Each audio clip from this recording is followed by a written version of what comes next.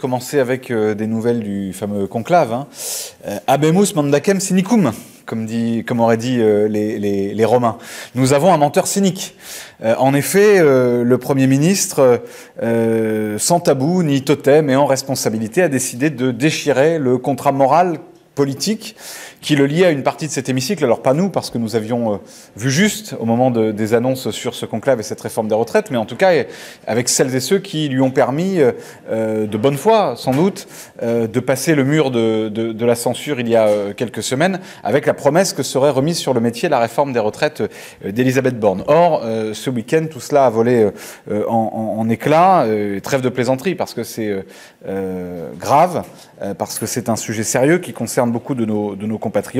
Le fait que le Premier ministre déchire le contrat qu'il avait passé avec une partie de la représentation nationale est lourd de conséquences. Et honnêtement, il est gênant, Monsieur Bayrou.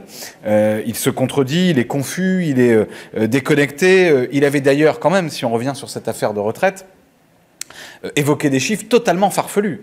Il nous annonçait un déficit entre 45 et 55 milliards. La Cour des comptes, qui n'est pas connue pour être une officine du nouveau Front populaire, la Cour des comptes nous a donné la vérité des chiffres et nous a dit plutôt 7 milliards tout de suite, 15 milliards à horizon 2035 et 30 milliards en 2045. C'est-à-dire très loin des chiffres qui avaient été annoncés par François Bayrou. Il y a donc là une confusion ou un amateurisme ou du cynisme. À vrai dire, j'en sais rien et c'est pas le sujet, parce que le résultat est que nous avons un Premier ministre qui a baladé les Français, qui a baladé la représentation nationale, qui a baladé les partenaires sociaux, alors que lui-même dit et jure la main sur le cœur qu'il croit au dialogue social, que c'est précieux pour notre République et notre démocratie. Eh bien, il foule tout cela du pied pour dire quoi? Pour dire au final aux Françaises et aux Français que cette réforme injuste et antidémocratique, elle va s'appliquer. Eh bien, nous disons à nouveau qu'il faut maintenant que la question de l'abrogation de la réforme des retraites, pas son aménagement, pas son contournement, pas des atermoiements, que son abrogation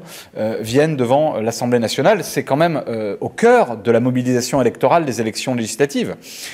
Si le bloc qu'on appelle bloc central, j'ai toujours du mal à voir ce qu'il y a de central dans ce bloc, mais appelons-le comme ça pour les besoins de la discussion.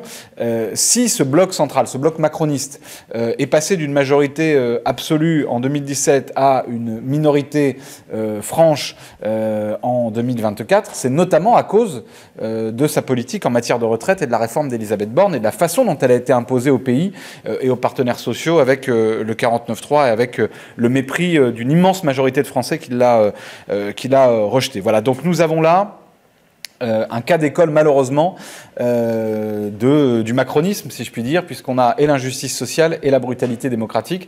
Monsieur Bayrou, qui en plus, franchement, a été visiblement un peu contredit par son ministre de l'économie. Enfin, tout cela n'est pas sérieux et c'est pénible à regarder. Ce Premier ministre est pénible à regarder parce qu'il se contredit lui-même, parce qu'il change d'opinion, parce qu'on ne comprend pas bien ce qu'il veut dire. On ne sait même pas si lui-même le comprend tout à fait, et parce que du coup, c'est, si je puis dire, une forme de laisser-aller au sein du gouvernement où chacun raconte sa petite musique.